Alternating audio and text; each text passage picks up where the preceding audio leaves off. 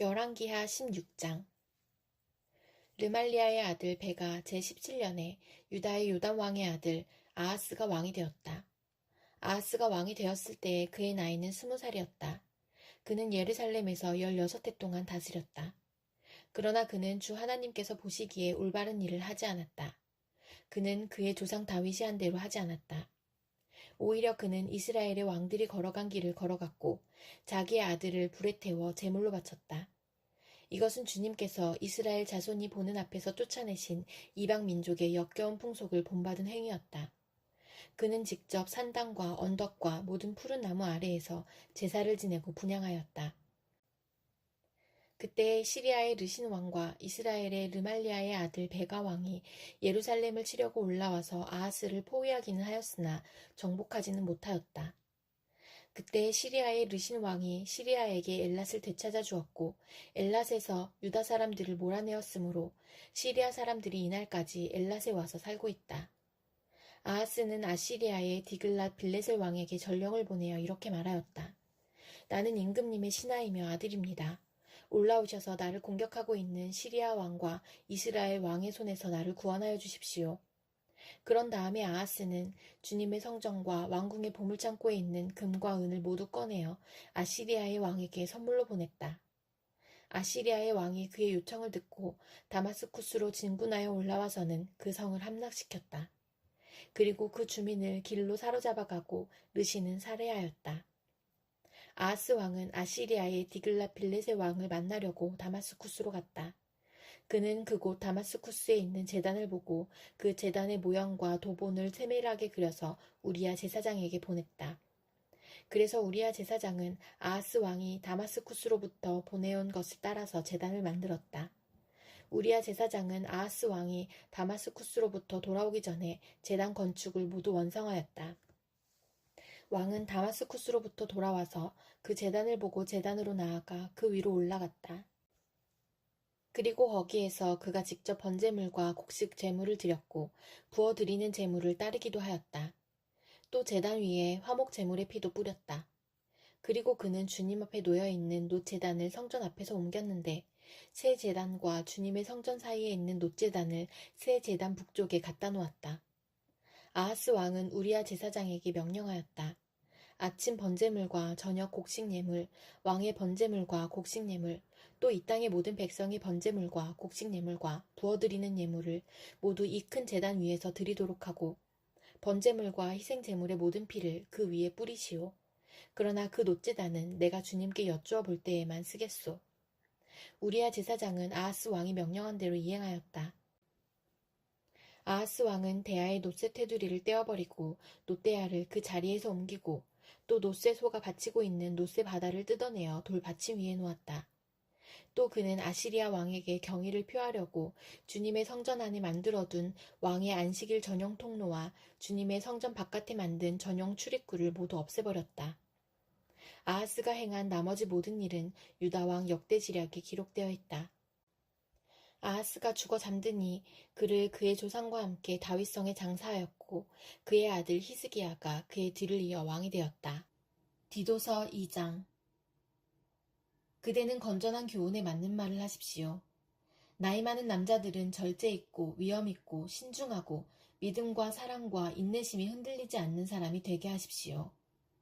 이와 같이 나이 많은 여자들도 행실이 거룩하고 헐뜯지 아니하고 과도한 술의 노예가 아니고 좋은 것을 가르치는 사람이 되게 하십시오.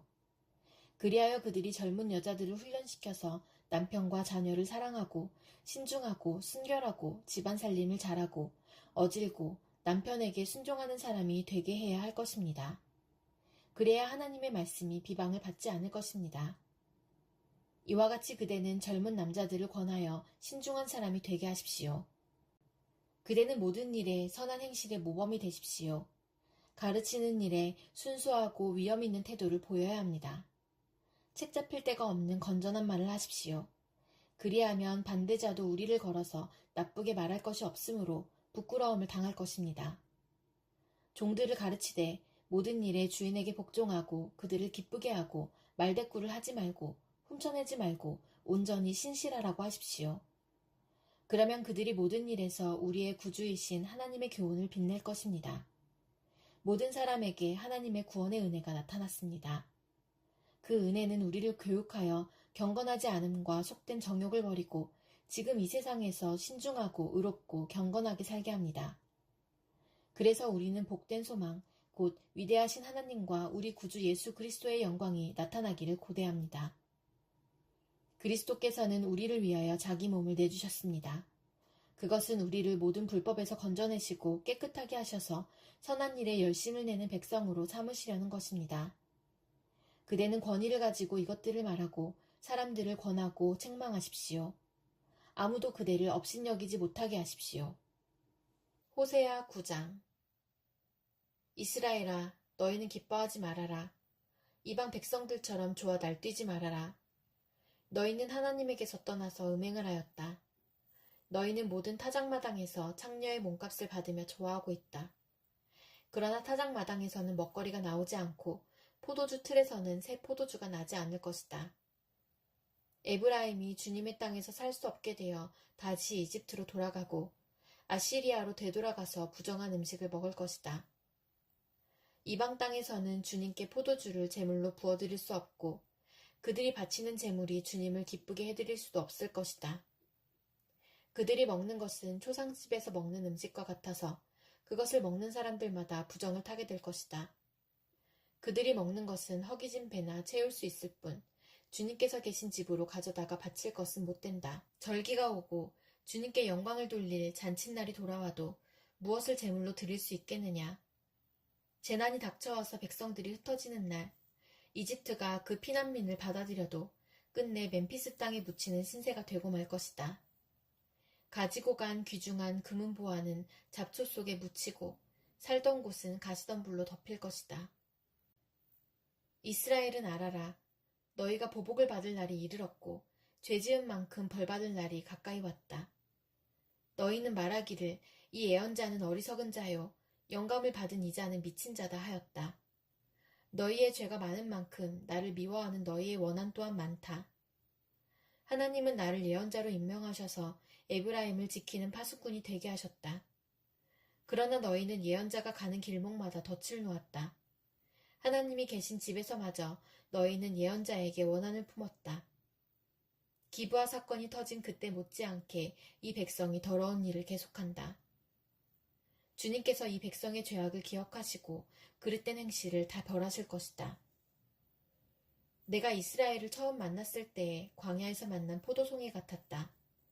내가 너희 조상을 처음 보았을 때에 제철의 막이 근 무화과의 첫 열매를 보는 듯하였다. 그러나 바알 부올에 이르자 그들은 거기에서 그 부끄러운 우상에게 몸을 바치고 우상을 좋아하다가 우상처럼 추악해지고 말았다. 이제 에브라임은 새와 같은 꼴이 될 것이다. 에브라임의 영광은 새처럼 날아갈 것이다. 아기가 태어나는 일도 없고 여인들이 임신하는 일도 없고 아기를 낳는 일도 없을 것이다. 이미 낳아서 기르는 자식들은 내가 빼앗을 것이다.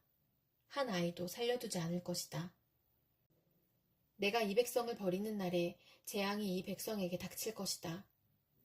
내가 보기에 에브라임은 아름다운 곳에 심긴 두로와 같습니다만 에브라임이 제 자식들을 살인자에게 끌어다 주게 되었습니다. 주님, 그들에게 벌을 내리십시오. 주님께서는 무슨 벌을 내리시고자 하십니까? 아이 베지 못하는 태를 주시고 저진하지 않는 가슴을 주십시오. 이 백성의 온갖 죄악은 길갈에서 시작된다. 내가 그들을 미워하기 시작한 것도 길갈에서다. 하는 짓이 악하니 그들을 나의 집에서 쫓아내겠다. 다시는 그들을 사랑하지 않을 것이다. 대신이라는 것들도 모조리 나를 거슬렀다. 에브라임은 그 밑동이 찍혀서 뿌리가 말라버렸으니 열매를 맺지 못할 것이다. 그들이 자식을 낳는다 하여도 그들이 낳은 귀여운 자식들을 내가 죽게 할 것이다. 백성이 하나님의 말씀을 듣지 않으니 나의 하나님이 백성을 버리실 것이다. 그 백성은 만민 사이에서 떠도는 신세가 될 것이다. 시편 126편. 주님께서 시온에서 잡혀간 포로를 시온으로 돌려보내실 때에 우리는 꿈을 꾸는 사람들 같았다.